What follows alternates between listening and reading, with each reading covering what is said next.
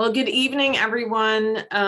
Thank you so much for taking your time to join us this Friday afternoon to learn more about the Homekey project that we are, the grant that we are very excited about applying for throughout our county and in San Jose. And so today, Consuelo Hernandez is the director of Office of Supportive Housing is joining us. Welcome, Consuelo. And also myself, Rachel Vanderveen. I'm the deputy director with the housing department with the city of San Jose. The two of us will be doing the presentation, and we have some great support from Allie Rico and our communications team. Hey, Allie. And she's going to be helping us just facilitate, take care of any technical issues that may come up.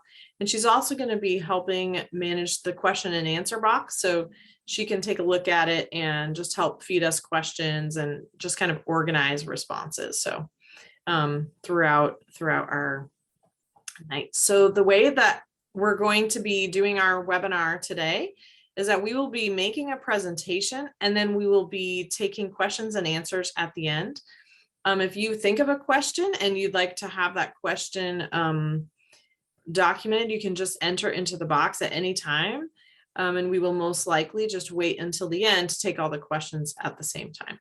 So if there is like a clarifying question, Allie can always jump in and let us know as we go as well. So with that, I will share my screen and we will get going on our presentation.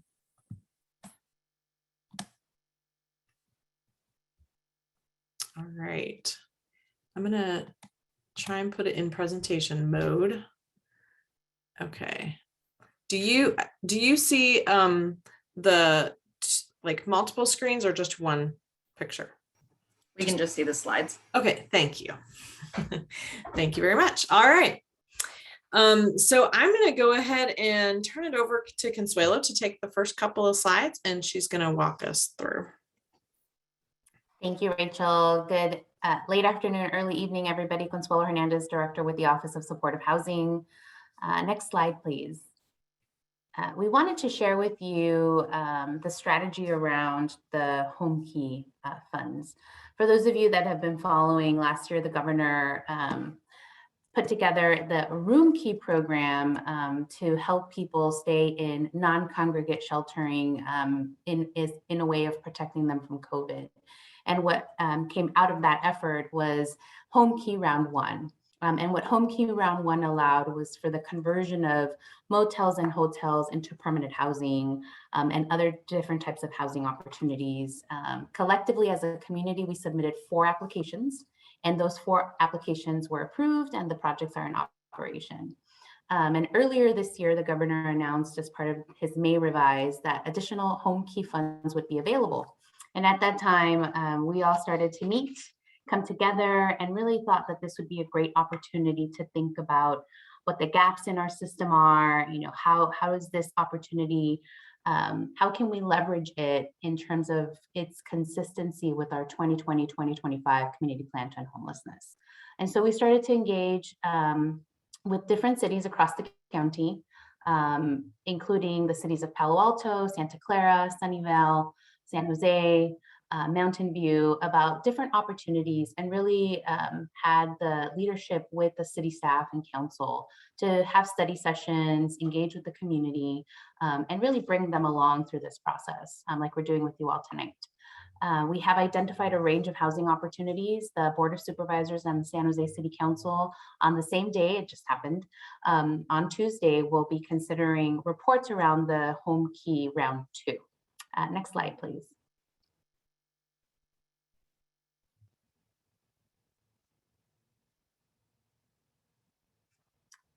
Thank you. So the way that we've approached the opportunities, and I will say to you that we get the privilege of taking the phone calls almost weekly from different hotel operators, from different developers, nonprofit organizations, wanting to explore the Homekey program because of its success last year. And so what we as staff started to do is look at the capacity of the existing system and how do we use this as an opportunity to add that. So what we've done today is framed it under two things. First is shelter and interim housing. We've taken steps to analyze the shelter utilization across the county and who's actually using the shelter, what types of services are needed, and then really thinking about the way that temporary shelter is provided and exploring new modular construction, as you're seeing in some of the emergency interim housing sites in San Jose or like the Mountain View site. And also thinking about the opportunity to provide interim beds. So as some of you might be familiar, through the Affordable Housing Bond Measure A, we are slated to build 4,800 units over a 10-year period. And some of those projects are under construction, about 15 of them are under construction and will be opening. But in the meantime, people are still out in the street, just waiting for their unit to be constructed. So how do we connect those folks that are enrolled in a housing program? They're just waiting for their unit. And so there's a need for interim beds while they're waiting. And how do we look at Homekey as an opportunity to provide that? And then on the other side of it, looking at the system gaps, we have a number of seniors that are lower acuity. They don't rise to the top in terms of their vulnerability. And because we have limited resources, this does become a gap in our system. So how can we use Homekey to fill that gap? How do we create an opportunity to provide transitional housing for survivors of gender-based violence, and also for our transition aged youth that are connected to child welfare systems? So in taking all of that into consideration, when we look at a site, how does it fit in within the larger scheme of our response to homelessness in our county? Next slide, please. This shows you the capacity of our system. And when we talk about capacity, these are the number of available slots in our system to provide people with specific services. So when you think about a permanent supportive housing, this is long-term supportive services and long-term rental subsidy. A rapid rehousing program provides a time-limited subsidy. So you might have somebody that needs 3 months of service, and 3 months of rental assistance, or you might have somebody that needs 24 months. And they, depending on the program that they qualify for or that they're enrolled in, what this shows you is where we have added capacity over the last year. And through Homekey, we will be adding in the capacity of emergency shelters and rapid rehousing and permanent housing. Next slide, please. This shows you, as I mentioned, we have a number of folks that are just waiting for their units to be constructed. And over the last 6 years or so, we have added to our permanent supportive housing or supportive housing system, new apartments through the Measure A bond. About 2,394 total units have been identified or we have started to fund, and 6 projects are under construction, totaling 560 new units. And on here, we listed the 3 properties that are opening this fall. I heard a beautiful story this morning of a participant of one of our interim housing sites who's actually getting to move into Quetzal Gardens with her children. So this just shows that the continuum of housing is needed and how a person goes from shelter into permanent housing. Next slide, please. We adopted the 2020-2025 community plan to end homelessness, and this shows our first year progress. You will note that one of the big goals that we have in addressing homelessness is achieving a reduction, a 30% reduction in annual inflow. And what that means is we can't keep up with the number of people that are becoming homeless. For every person that becomes homeless, 3 new people come into our system. And so we made a deliberate goal within this community plan to address that inflow. And you'll see here that over the past 12 months, the number of people that have become homeless has reduced significantly. It's about 23%. And we hope to get to a 30% reduction within this five-year period. You'll also note that our goal around temporary shelters is to double that number. And we've seen a 24% increase, primarily because of the efforts in San Jose and in Mountain View with their emergency interim housing. Next slide, please.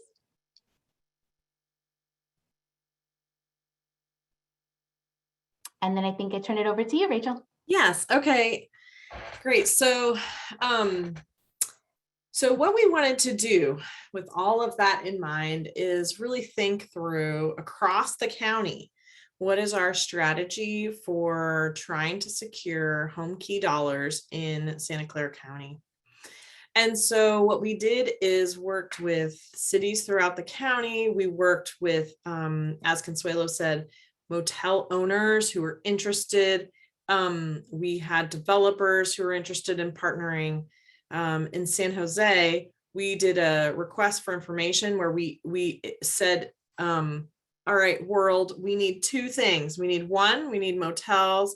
Number two, we need partners. And so we got a response from that, and we've just been working to try and pull people together with the right facility and the right services and developer and everything too. So, so with all of that effort, this is our list of proposals for Homekey projects in the coming year. And what we're going to do in the presentation is we're going to walk all the way through each one of them and just provide a little more detail. But what you can see by this list is that, first of all, they're located all throughout the county. Second of all, there's really kind of a split right between proposed permanent units and also proposed interim units. And the difference there is that permanent units means that these are essentially apartments. They're going to be apartments where people have individual leases. They're going to sign an agreement with a property manager. They're going to be paying a portion of their income on rent. They're going to be living there, and this is their home. And then proposed interim housing units means that it's operated more like a shelter where people are referred to different locations and they will be living there. And it's more of an interim housing site where they may live there for a few months, but they will be also using that time to seek permanent housing and will be looking for an opportunity to move into a more permanent home. And also what you can see is that we're actually really trying to address the needs for a variety of different populations. We know that there are families throughout our county who we really want to focus on trying to house. There are the acronym here, TAY. If you're not familiar with this, is Transitional Age Youth. That means that youth who are transitioning from living with their families, or maybe they're in the foster care system and they age out of that system and they're homeless at the time, at this period in their life, but really are hoping to transition to more stabilized housing as they get a little older. And then we also we are looking at, again, just like a wide variety of target population across all of these developments. So what we want to do is actually talk about these different sites into two categories. So first, we're going to start with the interim housing sites, and we're going to walk through what they are and just better information about each one. And then we're going to talk about the permanent sites. So the first one up is Bella Vista Inn, and I'm going to have Consuelo talk about this one a little bit. Thank you, Rachel. So Bella Vista Inn, and the reason why this is in the category of interim is it's an existing hotel. It's 64 units, 3550 El Camino Real. The first phase will include allowing us to use the site as transitional housing for households that are enrolled in a housing for disabilities program. And what that will do is it will allow us to locate the individuals in one of the hotel rooms while they receive services and get connected. The name of the program, we call it, is HDAP. They will get connected to services, and because of COVID and the impact of filing paperwork, before we were able to get somebody their assistance with their SSI or SSDI within a few weeks, and now it's taking up to 6 months to get those documents in place, which becomes a huge barrier for their ability to be placed into permanent housing. And so the idea is that we would place them here temporarily while they get enrolled, while they get their paperwork in order, and then connect them to permanent housing. And that will be operational for a number of years. So they won't have a residency. They will be there for a transitional period. It won't be permanent housing. But the second phase of the development, which is still under review, and it is still being considered at the city council level with the city of Santa Clara, is the conversion of the hotel. It will include demolition of a portion of the building up front, and then they will keep some of the back rooms. Sorry, I can't control the mouse, but the hotel is like an L, and so they'll keep the back wall and redevelop a portion of that front area.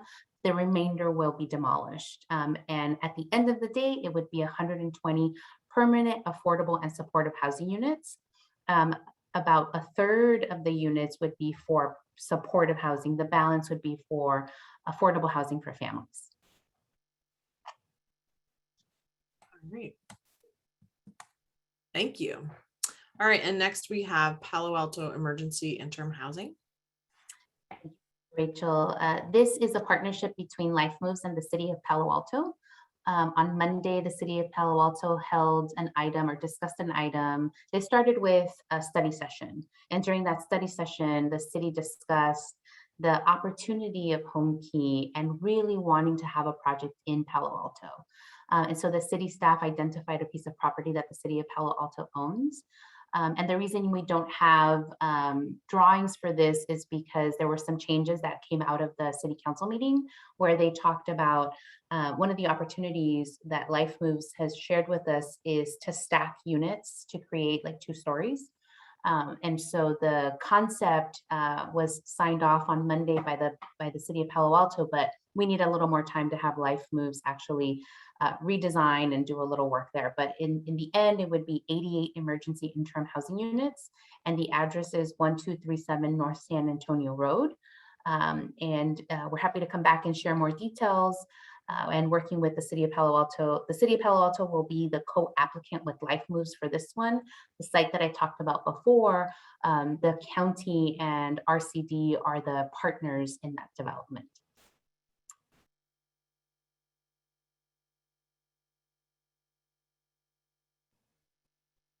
One other interim housing opportunities that Life Moves has presented to us is in the city of Santa Clara. It is a privately owned property located at 2035 White Oak Lane. The number of interim bedrooms is still up for discussion. It's between 50 and 75. Life Moves has a desire to possibly use it in a way that it would convert into permanent housing in the long term. But we're still in those conversations, and also to house families at the site, but there might be some restrictions with parking, and the site is a little smaller than the Palo Alto site. So that's why there's a range here. This site is still undergoing community engagement, and the city of Santa Clara City Council is scheduled to discuss it later in October. And for those of you that signed up, we'd be happy to share with you the dates of the specific meetings at the city council level. All right, so I'm going to take this next one. We are also working with Life Moves in the city of San Jose to develop a approximately 176 unit emergency housing development. I would just say approximately because the plans are still underway. And so the number has, kind of shifted around just a little bit. This is going to be located at a city-owned parcel, which is at the intersection of Branham Lane and Monterey Road. It's kind of like a triangular shaped parcel. And what Life Moves is looking at developing is actually I would say a more dense type of development where it is going to be multiple stories high. And so they're looking at 3 stories high and using modular development to make the development move very quickly. Each unit will have a in-suite bathroom, and there will be shared kitchen facilities for everyone there. And there will be again, shared space and like community space for everyone to use on the site. So yeah, this is one of our proposals, and it is it's really kind of working through the planning department process and the community engagement process as well. So that is the last site we have for our interim housing. The next section of our presentation is focused on our permanent housing sites, where again, in this case, individuals would have a lease and a commitment to live in this place for essentially as long as they can perform on their contract, their lease with the property manager. And we're just really interested to use this opportunity and this grant to create new permanent housing as well. I'm going to take this one, Consuelo. Thank you, Rachel. This one is the Mountain View Hotel, 901 East El Camino Real. For this opportunity, the city staff actually reached out to us back in October because there was an interest from the owner to sell the property. And we went and we visited the site, talked to the owner, talked to the city council through a study session to see if there was interest in redeveloping the site by keeping the structure, but combining some of the hotels possibly to make room for the kitchenettes. In the past, each of the unit did have a kitchenette, but recently they did some remodeling and they took them out, but they're plumbed, which means that there's an opportunity for us to actually accommodate the larger families, because right now they are primarily studios.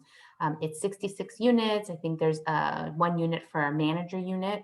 And part of this, we have not identified a development partner, but we are working through, the county has a short list of developers that we typically partner with, and we would issue a request for offer to select a development partner.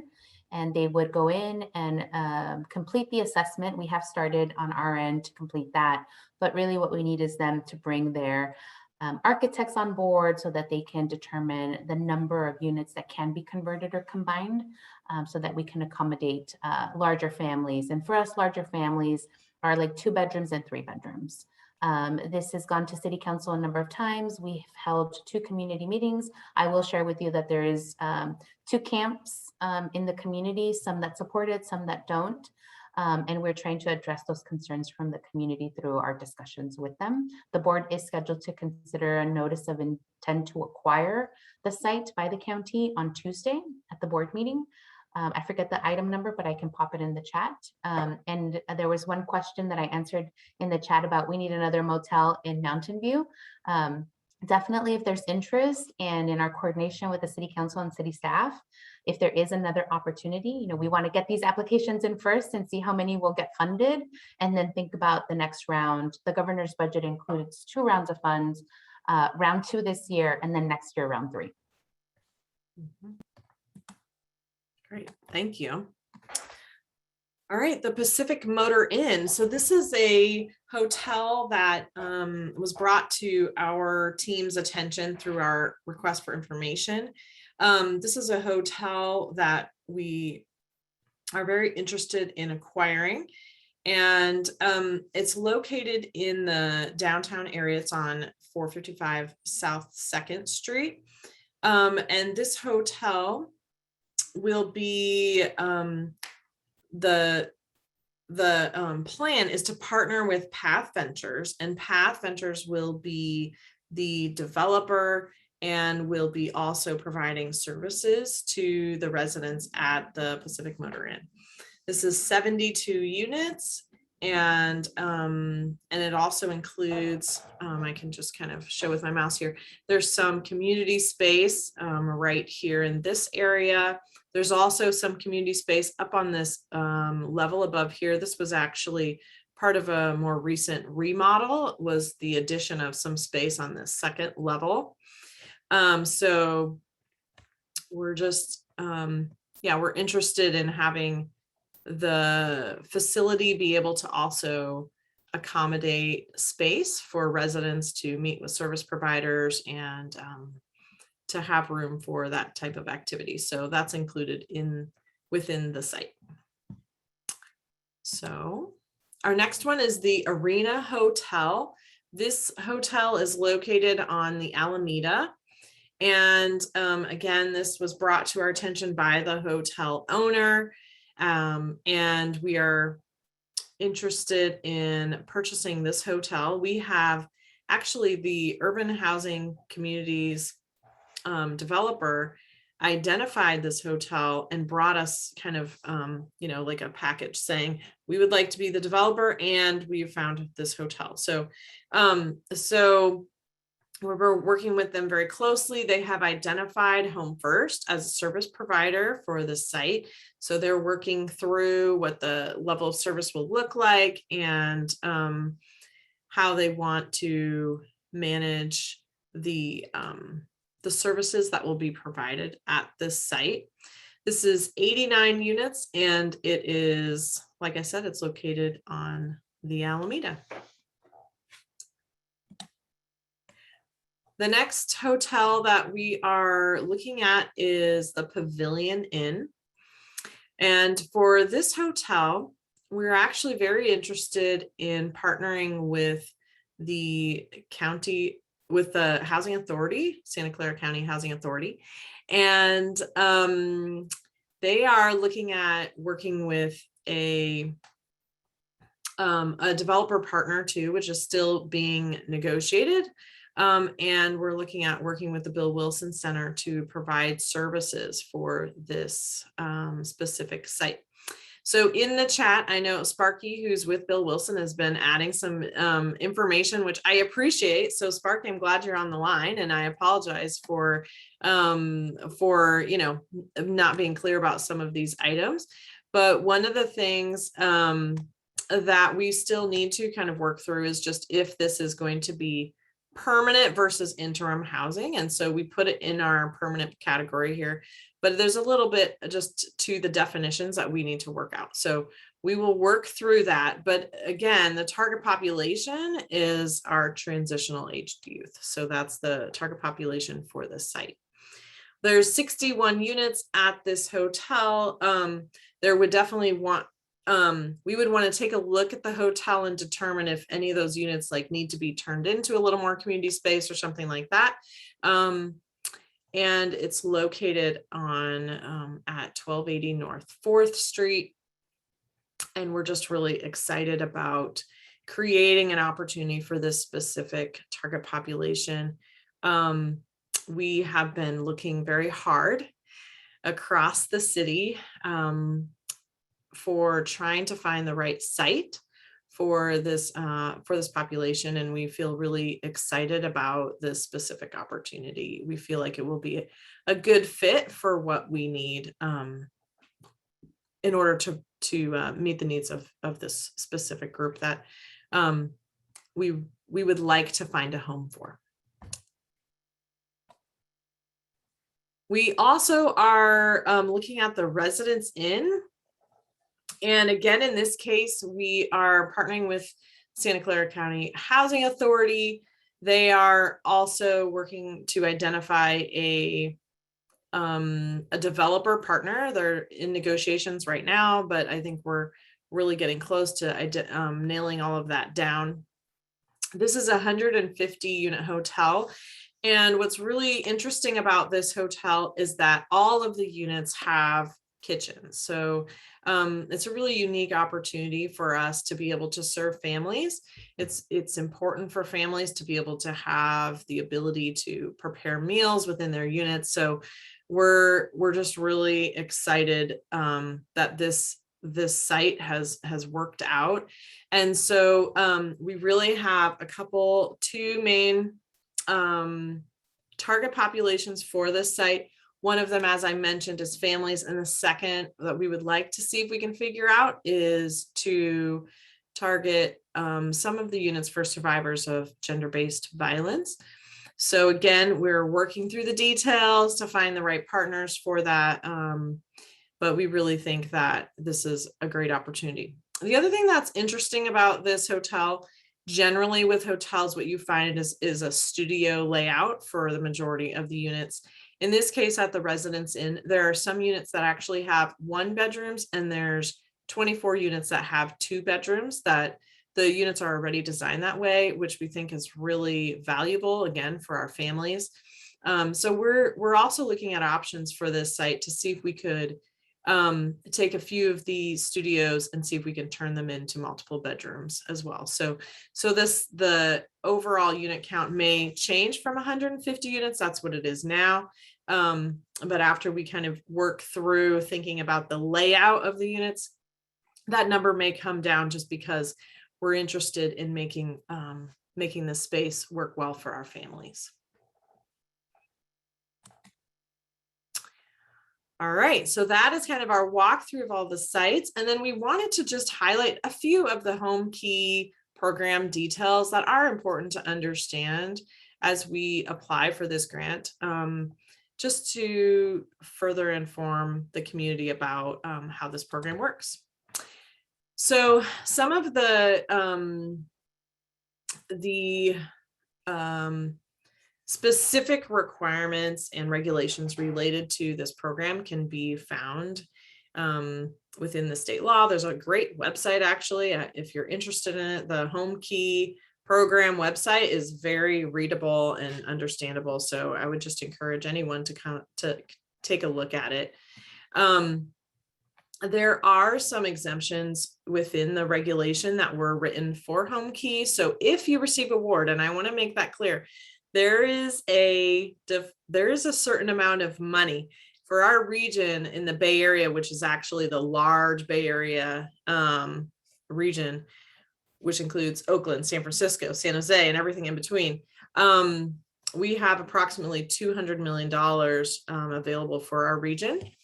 And I would say that is very likely that it's going to be oversubscribed, just even understanding how much we have here that we're bringing forward in Santa Clara County. And so the way that the program is laid out is really on a first come, first serve basis. So there is scoring. So there's different things that they're looking for. So the scoring does matter. However, they've also made it very clear that as applications come, they're going to be just making awards. So, so we're really interested in trying to stay organized and really putting our best foot forward to get our applications in so that we can secure the funds. So if you receive Homekey funds, then there are some regulatory provisions that are related to the program. So one of them is an exemption from the CEQA process. Another is actually related to land use as well. So so that is another thing that, for example, let's say that a hotel is located in a commercial area.